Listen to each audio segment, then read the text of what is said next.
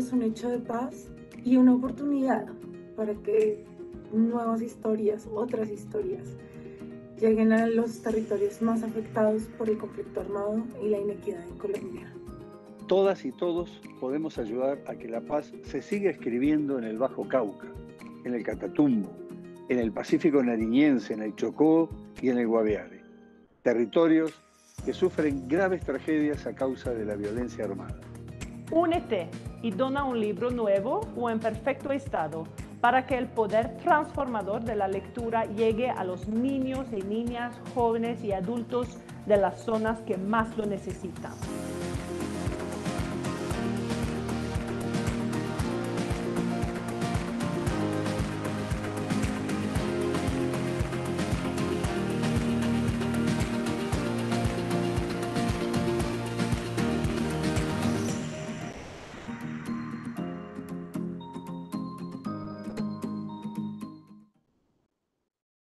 Bienvenidos a la Feria Internacional del Libro de Bogotá. Imaginemos y vivamos juntos esta historia. Hola, muy buenos días, muy buenas tardes a todas las personas que nos acompañan y que están conectadas en otras latitudes del mundo, particularmente en España y en Alemania. Yo soy Haider Londoño y en nombre de Círculo de Lectores, Intermedio Editores y la Casa Editorial El Tiempo, quiero darles la bienvenida a este evento titulado Una mirada a la política internacional desde las potencias mundiales. El día de hoy esta conversación va a estar girando en torno a dos libros de Intermedio Editores. Uno de ellos es Angela Merkel, La física del poder, un libro escrito por Cristina Mendoza y Patricia Salazar, y el otro libro, y también nos acompaña su autor, es Juan Manuel de Castells, con Estados Unidos, una democracia en apuros. Entonces, Cristina Mendoza es editora del Deutsche Welle, ella fue jefe de comunicaciones de la Cámara de Industria y Comercio Colombo-Alemana, es comunicadora social de la Universidad Externado de Colombia y tiene un máster en estudios europeos de la Universidad de Berlín, ciudad en la que vive hace 11 años. Cristina, buenos días, ¿cómo estás? Buenos días, Haider. Buenos días, Juan Manuel. Es un honor para mí y un gran gusto estar en este foro que nos reúne hoy en la Feria del Libro. Quiero agradecer también a la Feria Internacional del Libro de Bogotá y también a Intermedio por este espacio que nos brindan para poder presentar y hacer un contrapunteo entre estos dos libros. Uno, Angela Merkel, La física del poder, que escribí junto con Patricia Salazar, y el libro, gran libro de Juan Manuel de Castells, Estados Unidos, una democracia en apuros. Me gustaría empezar. Sigue. Juan Manuel es economista de la Universidad de París, es investigador social, tiene nacionalidad colombiana también, ha escrito varios libros con Intermedio Editores y antes de este, y que va más o menos por la misma línea, un libro que se llama La Conjura Evangélica. Juan Manuel, bienvenido, muchas gracias por acompañarnos. ¿Cómo estás? Pues estoy muy bien, al igual que Cristina, muy honrado de esta invitación de Intermedio Editores y pues muy contento de compartir esta charla nada menos que con una de las dos autoras de un libro excelente como es el de Merkel. Bueno, dicen que ante estos entornos de virtualidad, el mejor complemento o el mejor elemento para la virtualidad es la claridad. Entonces vamos a contarles a los asistentes a este evento cuál es el orden que vamos a tener para esta actividad y eso nos va a permitir pues, llevar aquí una línea y también temas de tiempos. Inicialmente, en un primer momento, Cristina va a contarnos de qué va el libro de Merkel y por qué es importante leerlo, sobre todo en estos momentos en particular. Le damos paso entonces a Juan Manuel para que haga lo propio con este libro, Estados Unidos, una democracia en apuros. Y luego, entendiendo que ustedes ya han leído ambos el libro de cada cual, pues vamos a escuchar esas observaciones ya no como autores, sino como lectores para terminar de ilustrar a las personas que nos están acompañando. Y finalmente vamos a abrir un espacio para hablar de la política internacional desde estos dos frentes. Estados Unidos Alemania. Las personas que quieran hacer preguntas las pueden escribir en el chat y yo se las voy a transmitir a Cristina o a Juan Manuel. Entonces, arranquemos. Cristina, háblanos sobre Merkel, la física del poder.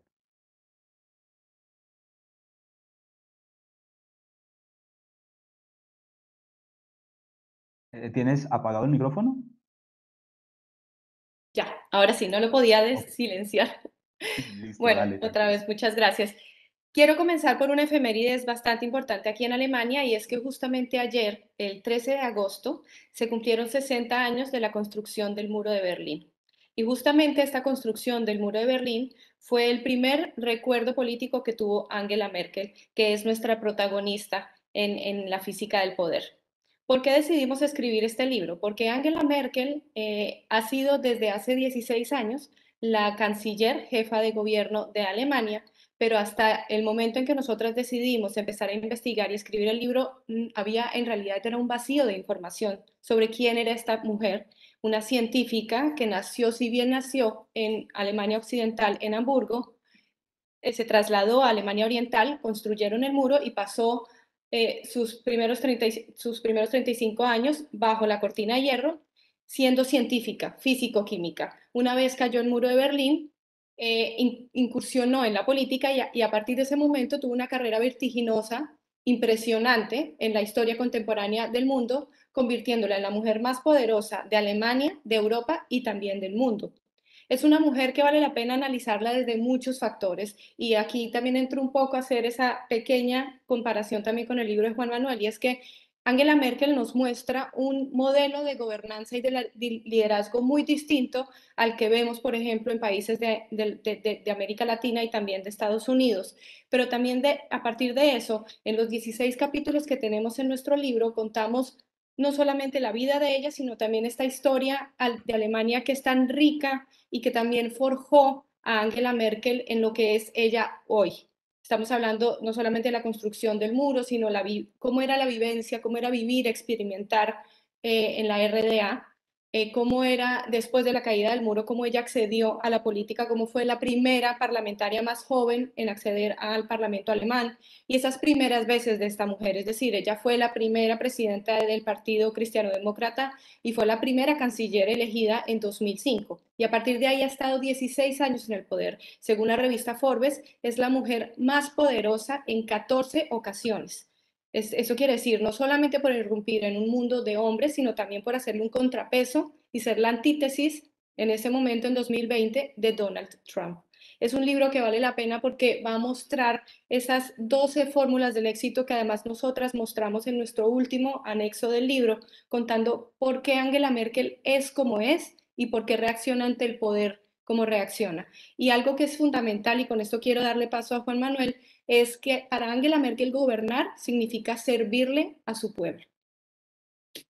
Ese elemento sobre cómo ella interpreta el tema del poder me parece muy interesante, cómo lo manejas en este libro, cómo lo manejan junto con Patricia en este libro. El poder como beneficio en algunas latitudes del mundo y el poder como responsabilidad en otras. Juan Manuel, bienvenido y cuéntanos sobre tu libro Estados Unidos, una democracia en apuros. El libro Heider tiene tres partes. La primera parte es sobre el sistema electoral norteamericano y sus muy graves deficiencias.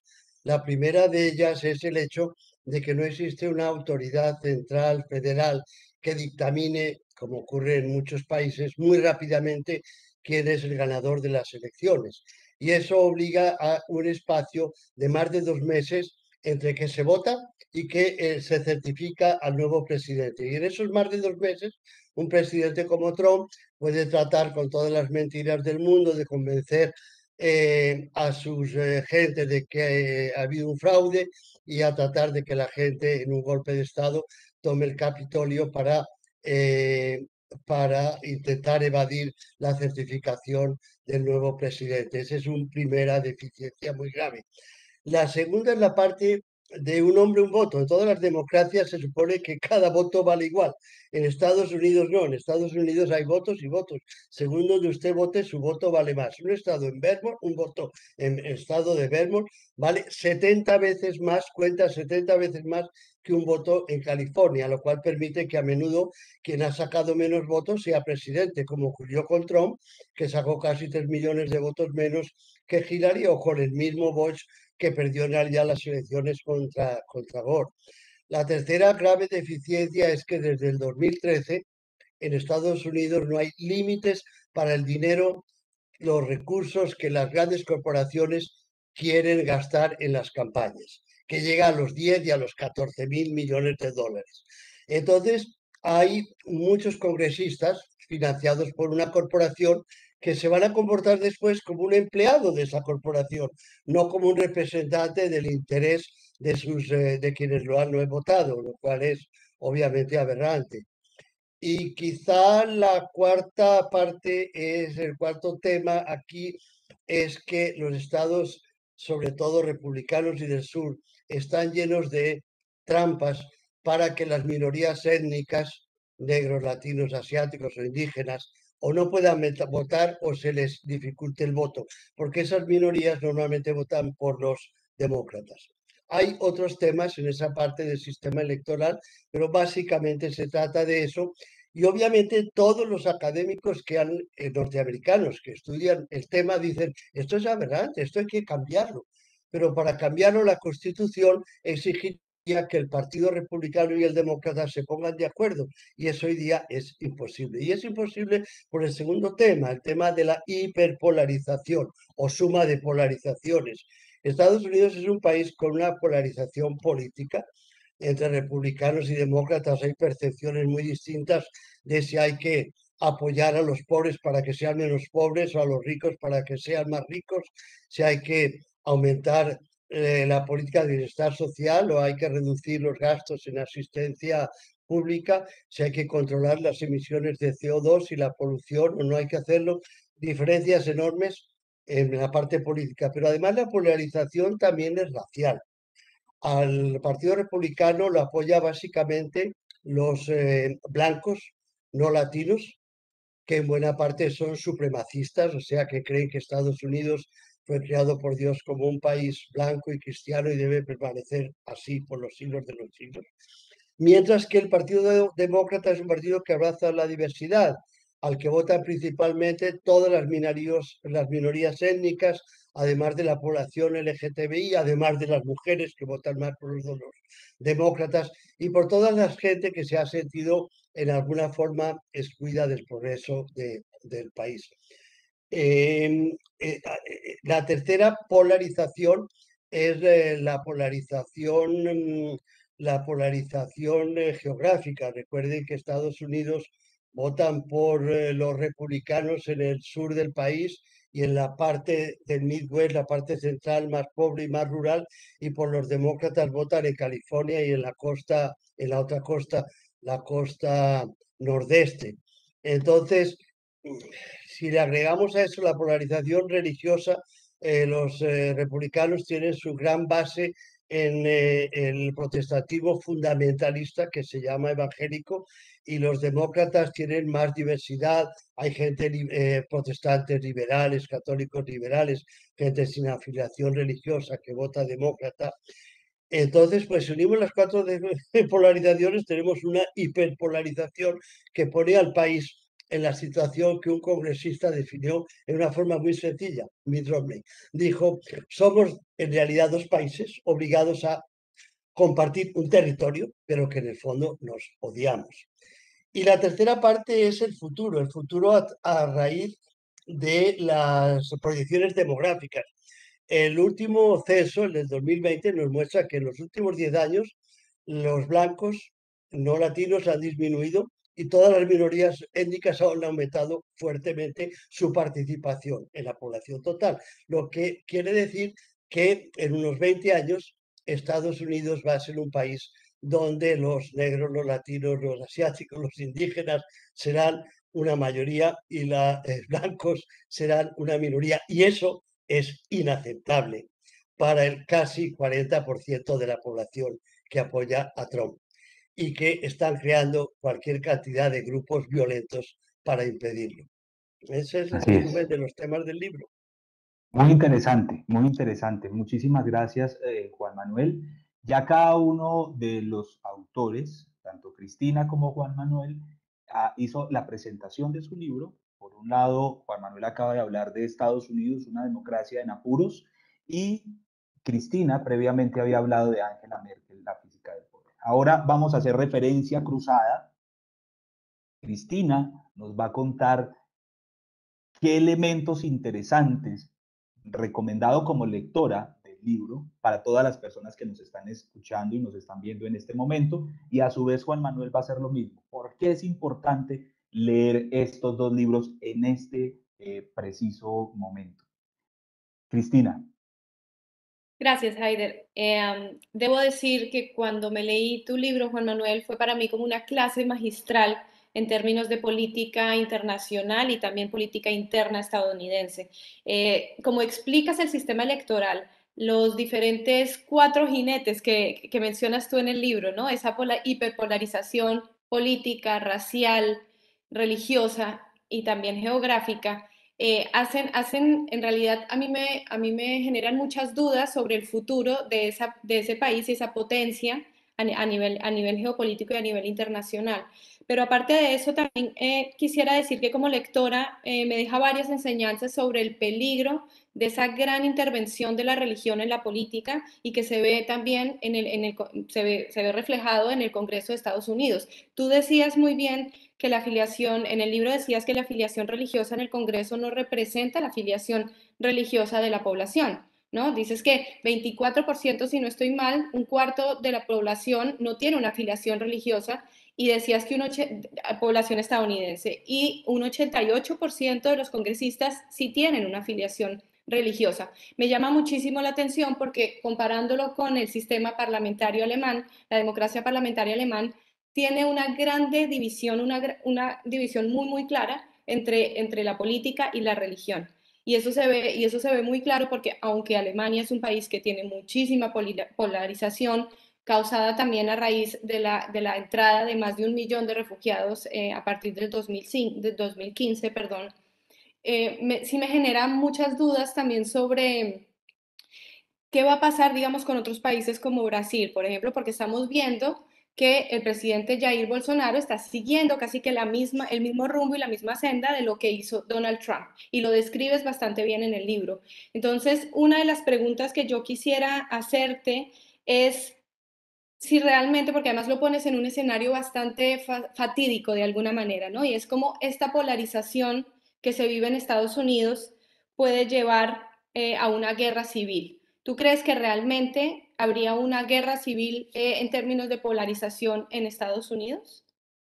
En la historia del mundo hay algo que se repite una y otra vez. Cuando un país tiene dos fuerzas o dos partidos enfrentados y uno de los dos llega al poder y el otro no lo admite, no lo considera legítimo, al final las cosas se van a dirimir por la fuerza y eso ha pasado cantidad de veces. Pasó en el siglo pasado en Colombia también. Entonces, en Estados Unidos, en este momento, el Partido Republicano en un 80% que sigue apoyando a muerte a Trump, no considera legítimo el gobierno de Biden. Muchos movimientos violentos como los 3%, los QAnon, los Bugalús, los neonazis, se están armando. Recuerden que el día de 6 de enero no tomaron solamente el Congreso de Washington, tomaron los capitolios de varios estados. Y por el otro lado, en las fuerzas demócratas también están los antifascistas y los Black Lives Matter, las vidas de los negros importan, que son también grupos violentos. De forma que en las manifestaciones que ha habido, por ejemplo, en el caso de la muerte de Floyd, la policía en muchos estados se las ha visto y se las ha deseado para poder impedir que ambos grupos entraran en contienda, porque eso hubiera sido desatar la guerra. Entonces, yo creo que Estados Unidos en este momento vive una situación de guerra civil armada, potencial, como la Guerra Fría, y eso seguirá así mientras el Partido Republicano no admita la legitimidad de Biden y que en el 2022 o en el 2024 o en el momento que haya nuevas elecciones se pueden presentar nuevos golpes de Estado que llevarán a nuevas explosiones de violencia y que el futuro de Estados Unidos va a ser todo menos pacífico. No apostaría por una vida placentera viviendo en Estados Unidos como están las cosas. Bueno, Cristina, entonces tu libro se enfoca en un personaje que es la mujer más poderosa del mundo, Angela Merkel, la física del poder. Has leído el libro de Juan Manuel, Estados Unidos, una democracia en apuros, y encuentras allí ya algunas diferencias entre el régimen presidencialista, con todas las particularidades que tiene el sistema electoral y los cuatro jinetes de los que habla Juan Manuel en su libro, frente al sistema que se maneja en Alemania, que permite que el poder no esté tan concentrado como en algún momento se puede estar presentando en estos momentos. Ahora, Juan Manuel, cuéntanos tu percepción del libro de Merkel, escrito por Cristina y por Patricia Salazar, y si tienes alguna pregunta que hacerle que te haya dejado la lectura, pues este es el espacio perfecto para hacerlo. Tengo dos comentarios y una pregunta. El primer comentario es muy sencillo. Yo aconsejo leer el libro porque compra uno o dos libros por el precio de uno. Por una parte tienes una magnífica biografía de un personaje fascinante y por otro lado tienes una síntesis de la historia de Europa de las últimas décadas. Por el precio de uno tienes dos libros. Segundo, el contexto es tan importante en las biografías y ellas lo describen magistralmente. La segunda anotación que tengo es que para mí el libro de la Merkel es la reafirmación de una tesis que yo sostengo en mi libro, y es que cuando llegó esto de la democracia, hubo dos tendencias. Los países latinoamericanos, que habían sido liberados por grandes figuras, George Washington, San Martín, Bolívar, etcétera, adoptaron una línea presidencialista en la cual el pueblo elige directamente al presidente.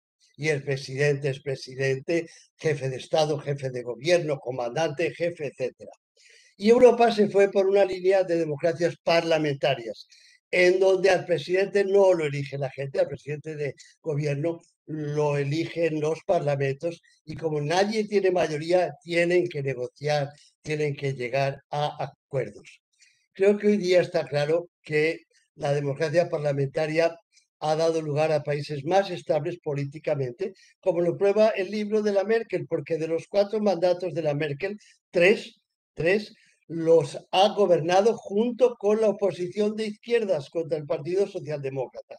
Es como si nos tuviéramos que imaginar a Estados Unidos gobernando por una coalición de republicanos y demócratas. No va a pasar jamás. O a Colombia gobernada por una alianza del centro democrático y la Colombia humana. No va a ocurrir jamás. Entonces, pues yo creo que una de las cosas que en Estados Unidos frena el discurrir político es ese régimen y lo mismo ocurre en todos los países de América Latina y me perdonarán la insumisión política, creo que también en el nuestro. Entonces, la pregunta que yo le quería hacer a Cristina es la siguiente. Esto yo lo he consultado con algunos familiares y amigos. La primera parte de la vida como gobernante de Angela Merkel, yo confieso, la detesté. La detesté. No pude aguantar cómo trató a los griegos cuando tuvieron necesidad de un rescate de la Unión Europea. No lo pude soportar, fue durísimo. Y luego acabé amándola cuando empieza a ser la única gobernante en Europa que llega a la conclusión humanitaria de que a los inmigrantes hay que ayudarlos. Entonces, esas dos Merkeles, ¿cuál es la de verdad cuando una se convirtió en la otra? ¿Cómo nos explicas, Cristina? Bueno, Juan Manuel, en realidad es que Merkel también la hemos definido como la domadora de crisis o la canciller de crisis, porque Merkel en sus 4 periodos, en sus 4 mandatos, estamos hablando de 16 años, ha tenido que gestionar, administrar y sobrevivir también diferentes crisis. Estamos hablando primero, como tú mencionas, la del euro y la financiera, que es la donde se ve a la mujer austera, recta, recia, disciplinada, que no permite y admite errores. Después de esto viene también la crisis de los refugiados en 2015, que es donde también ella cambia completamente, y ahora te voy a decir por qué. Y ahora, pues, como lo estamos viviendo en todas partes, en todo el mundo, obviamente también está la crisis del coronavirus. Justamente el año pasado, cuando Angela Merkel, o Alemania más bien, iba a asumir la presidencia del Consejo Europeo en julio de 2020, antes de eso tuvo una reunión con diferentes periodistas y le preguntaron que qué había pasado con esta canciller de la austeridad. Y ella respondió de esta manera que me parece, y la voy a citar, y dice: en una crisis como la actual, se refería a la del coronavirus, pero yo hago un paralelo hacia lo de los refugiados, se espera que cada uno de nosotros hagamos lo que sea necesario. Lo necesario en este caso es hacer algo extraordinario. Y completo también con otra frase que ella ha utilizado también en otras oportunidades, y es: para situaciones excepcionales se requieren medidas excepcionales. Angela Merkel, con cada crisis que ha tenido que gestionar, se ha sabido crecer, ha sabido corregir también los diferentes errores o digamos esas estrategias que no fueron tan buenas en sus crisis anteriores con las crisis actuales. En el caso de la crisis de refugiados, está claro que también jugó, es, digamos, la crisis donde también se le ve más a Angela Merkel como la persona humanista que es. No olvidemos también que cada uno de nosotros, no solamente los poderosos, digamos así, jefes de gobierno, también son lo que son a raíz de su biografía, a raíz de su historia personal. Angela Merkel creció en un entorno, ella creció en un entorno donde el papá, que era pastor luterano, dirigía un centro de capacitados mentales y físicos. Angela Merkel creció y estuvo durante casi 19 años en un lugar de inclusión completamente. Aprendió lo que era ponerse en los zapatos del otro, aprendió a tratar con personas que eran diferentes a ella. Y aparte de esto, también cuando ella era muy pequeña, como ya lo conté al comienzo de este foro, su primer recuerdo político fue la construcción del muro de Berlín. Ella vio, antes de que empezara a construir el muro, cómo había un flujo de personas migrantes que se estaban refugiando de Alemania Oriental a Alemania Occidental por un paso que quedaba muy cerca donde estaba la casa de su abuela, en la Bornholmer Straße. Tenía 7 años de edad. Angela Merkel, desde muy pequeña, siempre ha tenido esa cualidad humanista. Por las diferentes, digamos, por diferentes devenires de lo que es administrar y regir un país, también una potencia, el corazón, la locomotora de Europa, es que Angela Merkel tuvo también 3 fases muy importantes que también la obligaron, no, yo no diría la obligaron, pero sí le llenaron más el corazón. Uno fue el encuentro con una niña refugiada palestina que le lloró, donde acusaron a Angela Merkel de no ser empática porque ella básicamente siguió lo que sigue siempre, y es que las leyes son para cumplirlas y punto. Entonces lo que hizo al responderle a esta niña que le estaba pidiendo que iba a pasar con ella en su futuro, porque no sabían si la iban a devolver a este campo de refugiados en el Líbano, fue responderle como si le hubiera respondido a cualquier persona desde su ala política. Esa niña lloró, y esta niña le llegó al corazón tanto que Angela Merkel, eso fue unos días antes de su cumpleaños en 2015, cuando ya había pasado toda esta crisis de refugiados, la entrada, el ingreso de refugiados, en marzo del siguiente año, en 2016, invitó a la niña a visitarla a la canciller.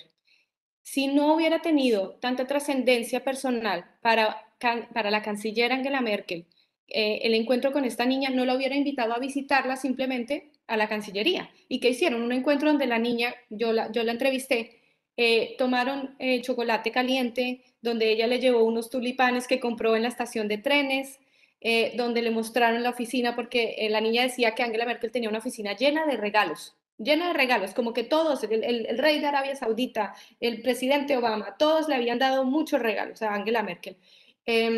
Y ver desde la percepción de una niña en ese momento que tenía 15 años, cómo percibe ella a una canciller en el que tuvo un encuentro que fue tan mediático, tan duro de ver, y que después pudieron entablar una relación de alguna manera personal. Aparte de ese encuentro, hubo otros, porque en el momento en que estalla la crisis en Medio Oriente y empiezan a emprender ese viaje tan tortuoso, tan difícil, tan peligroso, que es pasar Turquía, pasar toda la carretera esta ruta de los Balcanes, para llegar a Europa, hubo muchos muertos, hubo también un niño que seguramente recuerdan todos los que nos escuchan, y también Juan Manuel y Haider, el niño Ailán de 3 años, que murió ahogado cuando trataba de cruzar por el mar griego hasta Turquía. Entonces, todo esto añadido a la crisis de refugiados que estaba en Budapest, donde el primer ministro Víctor Orbán, simplemente mandó a todos a que, ¿qué pasaba entonces en Alemania y en Austria? Angela Merkel realmente estableció una medida excepcional. Abrió las fronteras para evitar un desastre humanitario. Hay que decir también, se jugó su capital político. Puso en contravía a ella muchas partes de su partido, y gracias a eso, como dicen algunos críticos, ingresó el partido de ultraderecha al Parlamento alemán en 2017, porque empezó a crecer más el descontento de una gran parte de la población sobre estas medidas de ayuda, de ser solidario y de ser humanista con personas que realmente provienen de una guerra. Muy bien. Bueno, ya tenemos entonces la perspectiva de nuestros dos libros, Angela Merkel, La física del poder, y Estados Unidos, una democracia en apuros, primero presentada por sus autores, en este caso Cristina y Juan Manuel de Castells, y en segundo plano, ya como lectores, recomendando estos libros. Ya para empezar a cerrar, o al menos en nuestro último paso en esta presentación, vamos a concentrarnos entonces en la política internacional. Vamos a hacer esa mirada a la política internacional desde la perspectiva de dos potencias mundiales, como lo es Estados Unidos y como lo es Alemania. Y obviamente concentrándonos en Colombia. ¿Cómo consideras, Juan Manuel, que es vista Colombia en este momento con Biden, con todo lo que pasó en el proceso electoral? ¿Cómo perciben a Colombia y cuál es la línea de política internacional que se va a empezar a sentir? La política internacional de Estados Unidos ha seguido dos tipos de ideología. La primera ideología fue la ideología de los padres fundadores, de George Washington, de John Adams, luego de la doctrina Monroe, que hoy día se le denomina unilateralista. En esa ideología es muy sencillo, se parte de la base de que Estados Unidos es un país seguro, no tiene riesgos internos porque tiene fronteras totalmente seguras, y por lo tanto no tiene que preocuparse por hacer alianzas ni pactos de no agresión con ninguna potencia extranjera que le vayan a involucrar en una guerra, como pasó en la Primera Guerra Mundial, que fue por efecto de la alianza de Serbia con Rusia y de Alemania con Austria. Entonces, Estados Unidos puede perseguir sus fines, que son básicamente de paz y de comercio, y sin preocuparse de cómo afecten a ninguna otra zona económica. Unilateralismo que tiene un toque de autarquía. Eso llevó, por ejemplo, eso se mantuvo todo el siglo XIX, y cuando llega la Primera Guerra Mundial, 1914-1918, la mayor parte de Estados Unidos no quieren ir a la guerra. Dicen, eso es un problema de los europeos, déjenos tranquilos. Finalmente, Woodrow Wilson, el presidente demócrata, puede ir a la guerra apenas en 1917, y porque los alemanes se dedican a torpedear cargueros norteamericanos. Pero hay un movimiento muy fuerte que no quiere la guerra y que se denomina con una bandera muy clara, America First, América primero, que ya les empieza a sonar familiar, America First. Entonces acaba la guerra y Woodrow Wilson quiere crear la Sociedad de Naciones, que es el antecedente de Naciones Unidas. Su país, su Congreso no se lo permite, ellos quieren seguir en su autarquía unilateralista. Y eso sigue así hasta que después de la Segunda Guerra Mundial, o durante la Segunda Guerra Mundial, Franklin Delano Roosevelt y Harry Truman cambian totalmente la filosofía y adoptan una filosofía que hoy día se llama como excepcionalista, que podemos resumirla así. Estados Unidos es el nuevo pueblo elegido por Dios y por lo tanto tiene el derecho y el deber de exportar su ideología religiosa y su ideología política, es decir, la democracia y los derechos humanos. La ideología religiosa, pues en Colombia ya sabemos que las iglesias evangélicas empezaron por misiones en Estados Unidos y lo mismo ha ocurrido en todo el mundo.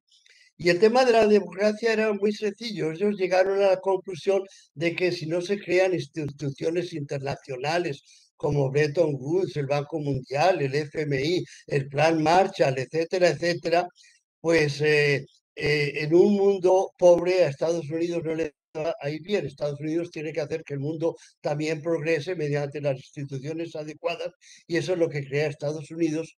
Y luego poco a poco van cayendo en cuenta que el mejor modo de contener a Rusia, hoy día a la China, es apoyando a las democracias liberales y capitalistas, porque las democracias no entran en guerras, son las dictaduras las que entran en guerras. Entonces Estados Unidos hoy día, cuando, fíjese que Trump regresó al unilateralismo, sacó a Estados Unidos del Tratado de Control Ambiental del 2015 de París, lo sacó de la OMS, trató de limitar su participación en la OTAN, etcétera, etcétera. Pero cuando llega Biden, vuelve otra vez la política demócrata que viene desde Roosevelt y Harry Truman, de apoyar todas esas instituciones y apoyar las democracias. Y el cambio para Colombia es muy importante, porque Trump apoyaba el plan, se llama el Plan Colombia, con 400 y pico millones de dólares, sobre la base de America First. Si Colombia me envía menos cocaína gracias a que el apoyo, maravilloso, la sigo apoyando.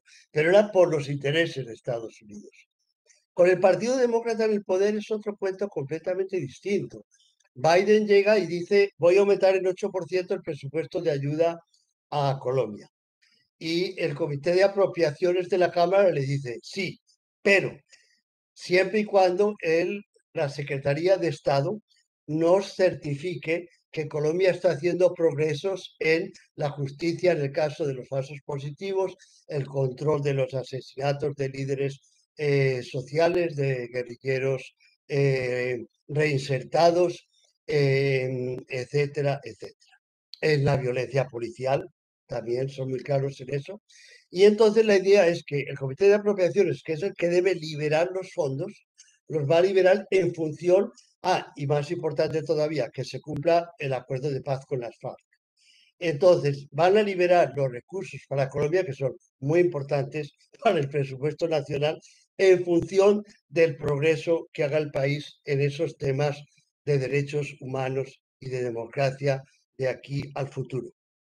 Esa es la forma en que nos va a impactar el gobierno de Biden. Qué buena, más claro no pudo haber quedado, Juan Manuel. Muchísimas gracias, de verdad De que nada. sí. Cristina, cuéntanos desde Alemania cómo está siendo percibida Colombia en este momento y qué puede esperar Colombia con relación a la política internacional de este país. Yo quisiera empezar con una frase también de Angela Merkel en el 2008. ¿Y por qué? Porque la situación de 2008 se está repitiendo aún hoy. Y es que Angela Merkel fue la primera canciller, jefa de gobierno alemana, que visitó la región, estoy hablando de América Latina, en 2008. Desde antes de 2008 ningún canciller alemán había visitado la región. Y ella antes de su viaje dijo, América Latina ocupa un lugar importante en nuestra política exterior. Y esta aseveración se debía básicamente a la parte económica. ¿Por qué? Porque América Latina en ese entonces, en el 2008, crecía un 5,6%, muy diferente a lo que crecía el resto del mundo, un 3,7%. Eso quiere decir que a América Latina le estaba yendo bien. Entre esas, también Colombia, porque uno de los países que Angela Merkel escogió para visitar fue precisamente Colombia. ¿Qué pasaba también? Obviamente América Latina tiene un sinnúmero de riquezas naturales que sí necesita Alemania para sus productos, ¿no? Para la fabricación de sus productos, que hace que sea la locomotora de Europa, ¿no? Y que esa gran fuerza exportadora en el mundo. Y la otra es que, de todas maneras, Alemania también buscaba hacer una contraposición contra un competidor impresionante que es China, ¿sí? Entonces, ¿qué vemos nosotros? ¿Qué veo yo en cuanto a la política exterior alemana? Y es que en la política exterior alemana sin duda sufre como de una dualidad y también de una dicotomía, porque uno de los principios fundamentales de la política exterior alemana es el fomento de la democracia, de la paz, de los derechos humanos, que ejerce a través de diferentes proyectos de cooperación, también en asocio con otras ONG, no solamente en Colombia, sino toda la región, pero también pesa mucho la parte económica. Tanto que Alemania se ha demorado en tomar decisiones en términos de derechos humanos, condenas, por ejemplo, a protestas sociales, porque necesita ver qué pesa más. Es muy crudo lo que estoy diciendo, pero es parte de la geopolítica internacional. Entonces, ¿qué pasa? En el 2019, Angela Merkel, después de una reunión que tuvo con el presidente argentino, Alberto Fernández, volvió a decir que América Latina era muy importante para Alemania. ¿Por qué? Porque en ese momento China volvía a tener mucha injerencia en la región. Lo que quiere decir que durante todo este tiempo, de 2008 a 2019, estamos hablando de 11 años, Alemania, bueno, también hay que tener en cuenta, apenas Angela Merkel volvió de su viaje, empezaron las crisis del euro, la financiera en todo el mundo, la crisis de refugiados, con lo cual también la región y Colombia fue relegada porque tenía que atender otras prioridades. Y en este sentido, al atender todas estas prioridades y por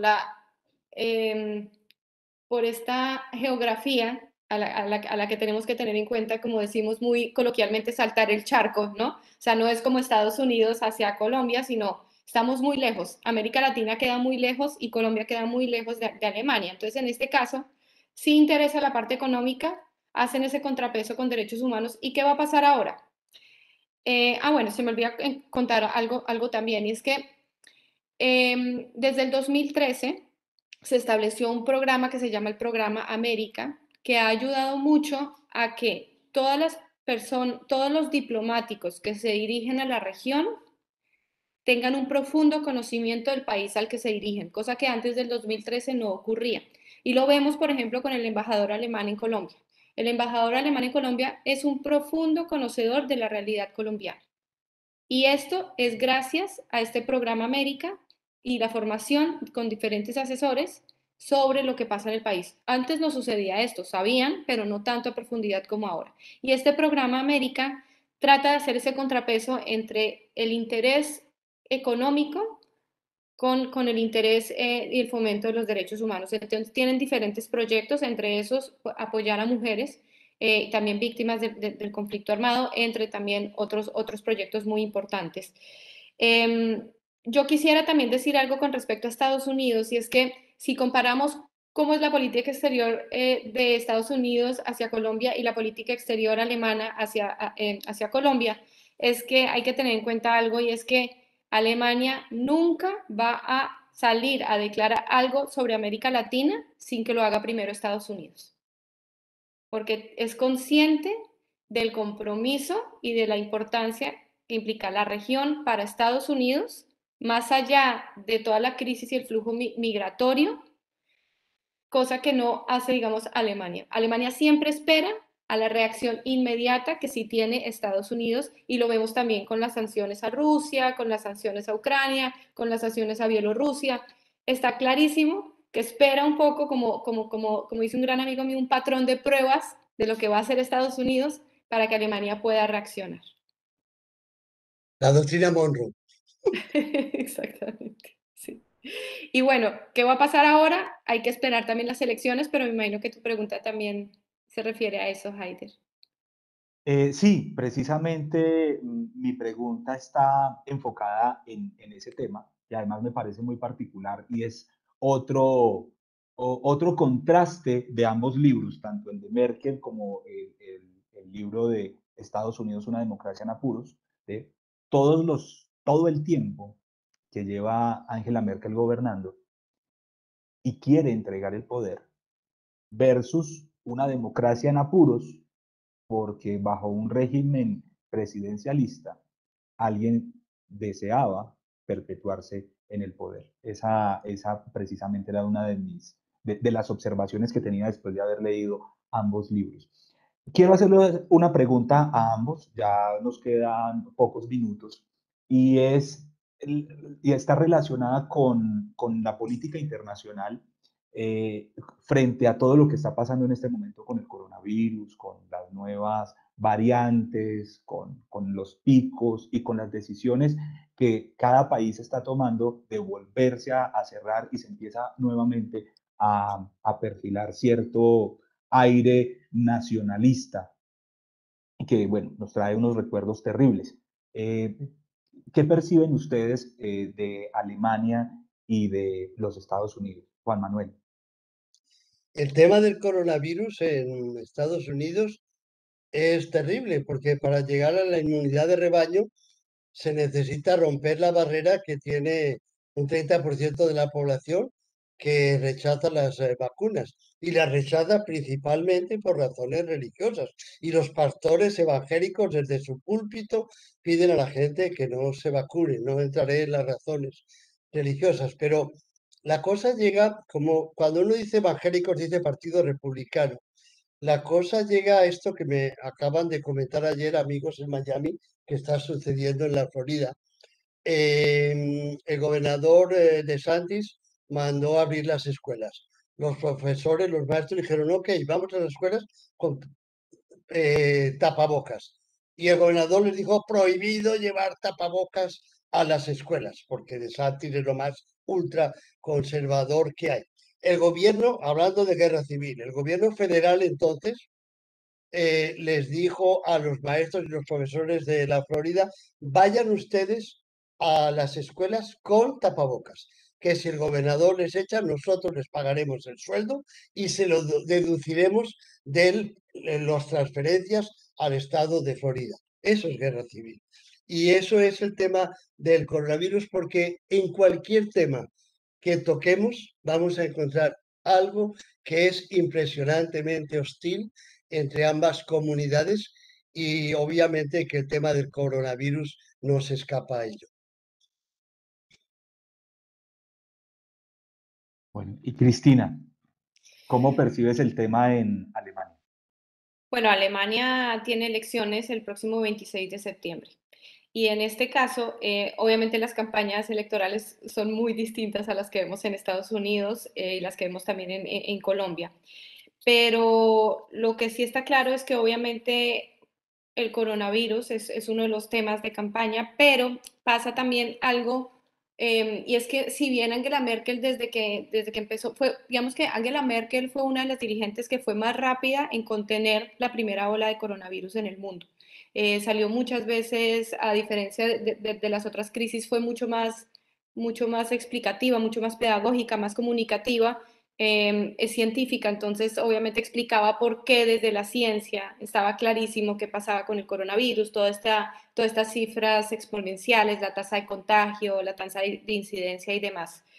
¿Qué pasa también aquí en Alemania? En Alemania crece la polarización y también hay muchos negacionistas, ¿no? Negacionistas de las vacunas, ¿no? Entonces, aquí en realidad, aunque se había dicho que la vacunación había empezado muy temprano y tal, a cifras de julio no se había vacunado, no, mejor dicho, ni siquiera la mitad de la población, somos un poco más de 80 millones de habitantes, estaban vacunados con la segunda dosis.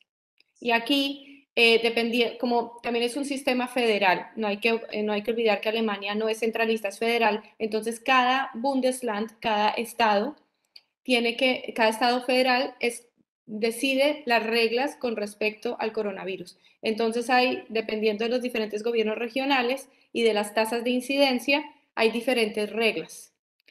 Y ahora, por ejemplo, aquí en Berlín ya empezaron los colegios otra vez con mascarilla, son, digamos, un poco más juiciosos, pero no deja de haber muchas marchas muchos negacionistas, muchas personas que no se quieren vacunar por diferentes razones. Quizá la religión no es la razón primordial como sí lo es, por ejemplo, en Estados Unidos.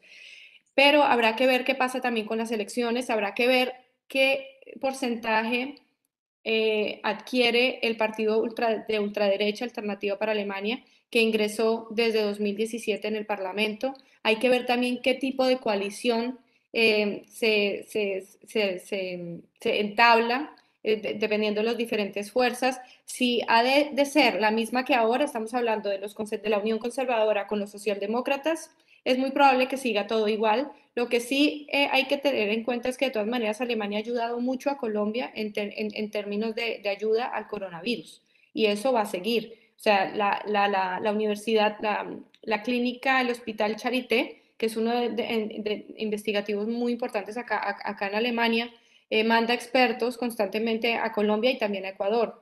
Entonces, en este caso, el apoyo en términos de coronavirus, de expertos, de proyectos en este caso, sí va a seguir, digamos, con Colombia. Pero habrá que ver también qué pasa con las elecciones y qué pasa también con esa tasa de contagio. No olvidemos que en Alemania ahora estamos, igual que España, estamos en verano, pero ahorita empieza a hacer frío. Lo que quiere decir que entonces seguramente, como ya estamos viendo, están subiendo las tasas de contagio.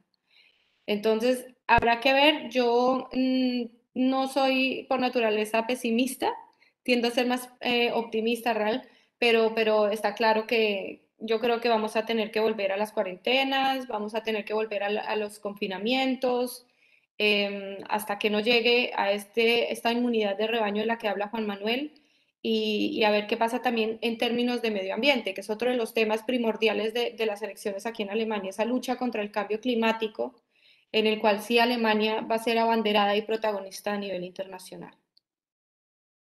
Muchas gracias, Cristina.